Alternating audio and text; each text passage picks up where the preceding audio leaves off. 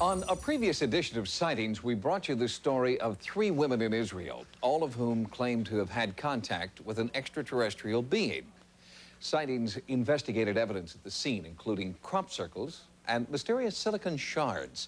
And the investigative team learned that this was not the only case in which physical evidence could be found after a UFO sighting in the Holy Land.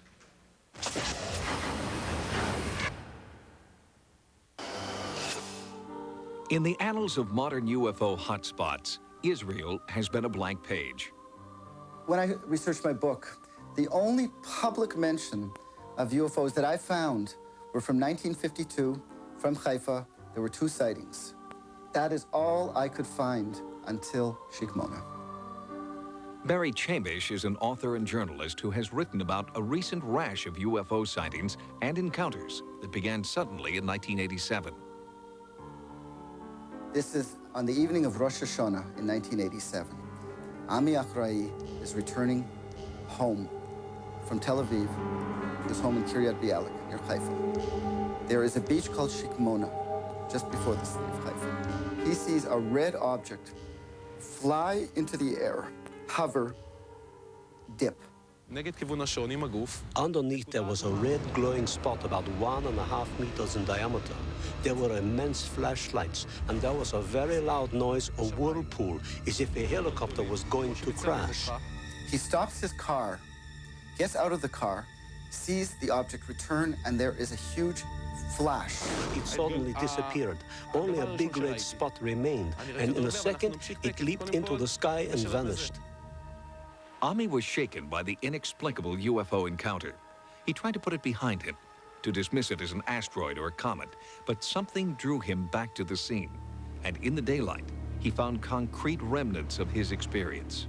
Imagine intense heat burning sand and vegetation in the shape of a UFO. Inscribed in the right-hand corner, a clear-cut picture of an astronaut in front of the dashboard. Not only was there an indelible image in the sand, testing at the site revealed the ground itself had taken on unusual properties. The land was 671% more magnetic than usual land. At the request of Sightings, soil samples were taken from the scorched earth at Shikmona Beach for a detailed analysis by biophysicist W.C. Levengood. His findings confirmed that the ground had new characteristics. One was sort of astounded by the tremendous change in the ratios of the elements. For example, ordinary zinc was increased 104 times, whereas other elements stayed absolutely the same. But that finding paled in comparison to what Dr. Levengood found while he was preparing to take a photomicrograph of the soil sample. As I was adjusting the camera to get the photograph, to my astonishment, the soil appeared to be melting. What I found here was that there was a coating on the soil of a very low melting material. I have consulted with a geophysicist, and there is no explanation. This does not occur in nature. There's no natural way that this amount of hydrocarbon would be on the soil. 5 months after the Shikmona Beach sighting, just 1 mile away in the city of Haifa, Rosetta Kalfan and her family spotted bizarre lights in the sky. They were able to film the UFO with a home movie camera. We were chatting, and suddenly my sister looked up towards the window and saw a glittering light in the air. I got up quickly, and we both rushed over to the window. I told her, "Do you know what that is? That is a UFO." The light was golden, like nothing I've ever seen in my life. A real light beam radiating out from it. It was shocking, truly shocking. There was a UFO that stayed there 17 minutes over the sea and then disappeared very quickly until it became small as a star.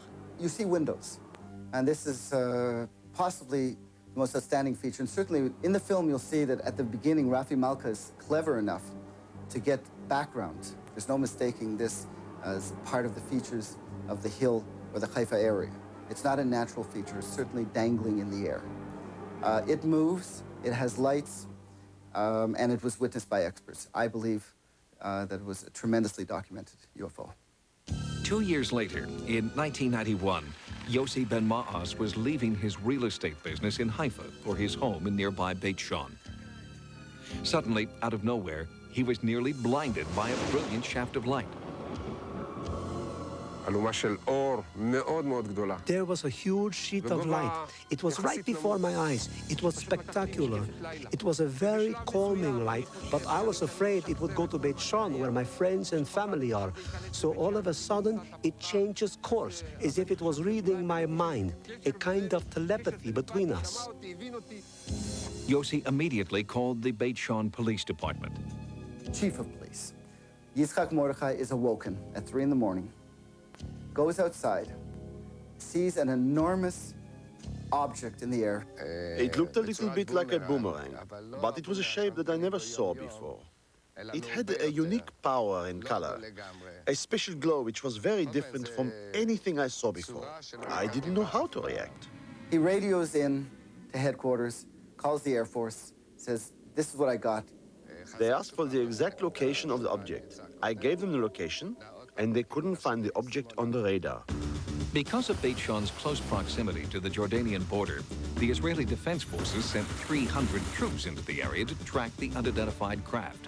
It was dragging a convoy of armed men for 3 hours on a trail up to the Jordanian border, which is a very sensitive place, but it seems to know where the Jordanian border is, and heads back. At 5:45 in the morning, in broad daylight, it disappeared in a flash. Chamish has developed a controversial theory that these 3 UFO sightings are part of a pattern dating back to biblical times. People who have been studying UFOs seriously around the world have reached the consensus that the Bible is a convincing UFO story. I came to the same conclusion that the Old Testament, from the pillar, the cloud that led the Hebrews out of Egypt, that glowed at night and stopped the Egyptians all the way through the prophets, were, in fact, UFO related. Chamish also believes that stories of alien abductions in Kadima, as reported previously on Sightings, are also part of the centuries-old pattern. Shikmona, they were announcing in black and white, "We are here."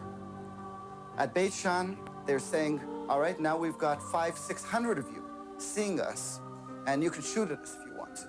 Kadima was stage 3, "We want to meet you."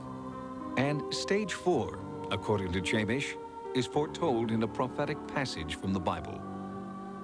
From Kedem, they shall go up to Jerusalem. In other words, Kadima is the next hop towards the revelation of the UFOs in Jerusalem. The investigation in Israel is ongoing. A Sightings team is now following up on late reports of activity in the town of Yatzitz on the Mediterranean Sea. An eyewitness there claims that he has evidence of UFO contact in the form of mysterious footprints. Sightings will bring you more on this story after the investigation is complete.